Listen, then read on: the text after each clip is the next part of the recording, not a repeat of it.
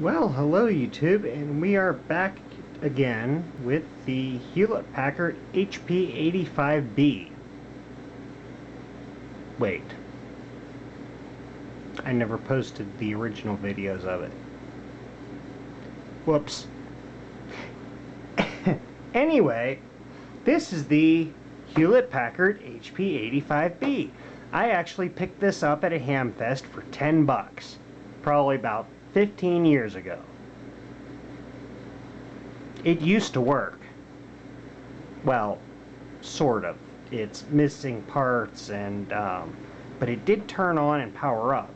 I was attempting to fix the cassette drive stupidly while it was powered on and fried something. Now it just blows the fuse. But we now have the Hewlett-Packard 85, aka HP85A. This one also does not work. It was sold as a working unit. It does power up, granted, and it does leave the power light on, and the screen does light up, but that's it. Paper Advance, nothing works on it. The positive thing about this one is that it actually does have a roll of the original HP paper in it, plus the little doodads that hold the roll of paper, which is pretty hard to come by. Plus, it did work at some point in time because it does have something printed on the paper. So, we've got a chance of getting it working at least. I do have a couple other rolls of paper here, little rolls. Where's the camera? There it is. And my battery's going dead. But these are just, it's actually a roll of fax machine paper that I hacksawed in, or used a bandsaw and cut in half. But these do not fit the little holders. Anyway, I'm going to charge my battery here and get these torn apart so we can be ready for the video. We'll be right back. Alright. So here we are with the first of the two, which I've just identified by writing a B on the CRT screen, signifying that this is the HP85B computer. And this is the one that I got at the Hamfest for $10. And the main problem, which I was fiddling with, which while I stupidly had it on, well, first of all, I was trying to get the tape drive working. I believe I was trying to get the tape drive working. But one of the main setbacks of this particular computer is that the printer does not work, cannot work, and will not work. And for reasons of being it does have the belt still intact for the paper feed, which I believe did work. I don't remember. Anyway, it's missing the entire print head assembly that is supposed to slide back and forth on these two rails here. And it's driven by this roller here on the right through a belt. And so that is a major setback with this unit, besides the fact that it completely doesn't work at all. Let's take a look at it. Some of the good features of it is that the CRT did work. The CRT is not burnt. It does have a good keyboard, presumably a good motherboard.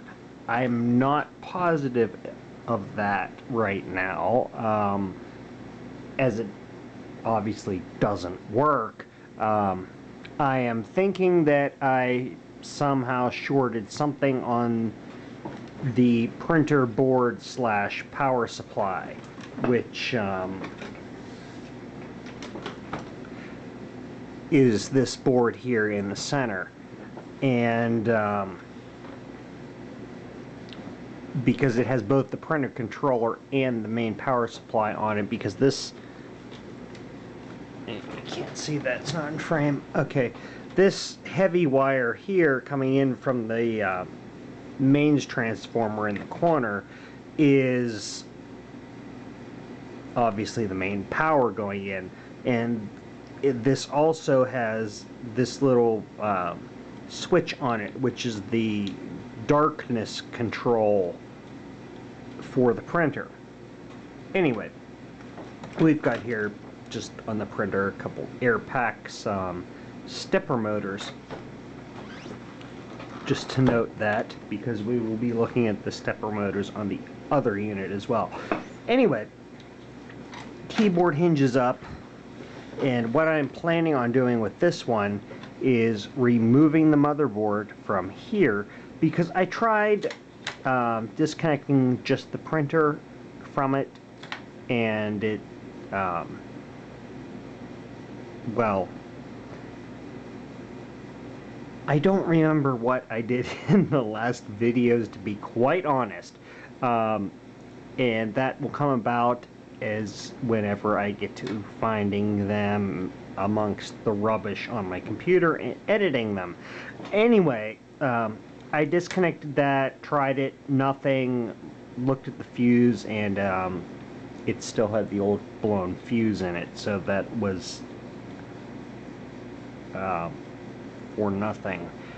But anyway, let's go on to the new, quote, new HP85. Alright, so here is the new one. Well,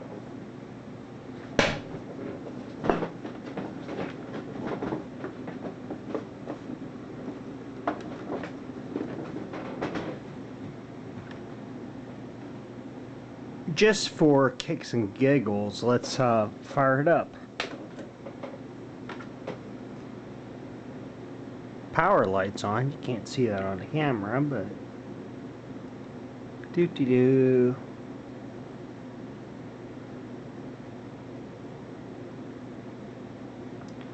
We get a scan on the screen, and that's it. Yeah, the keyboard on this one's pretty much pooched, but oh, most of the keys work all right. Some of the keys are missing, some of the keys are sticky, but nothing does anything. We get no response whatsoever.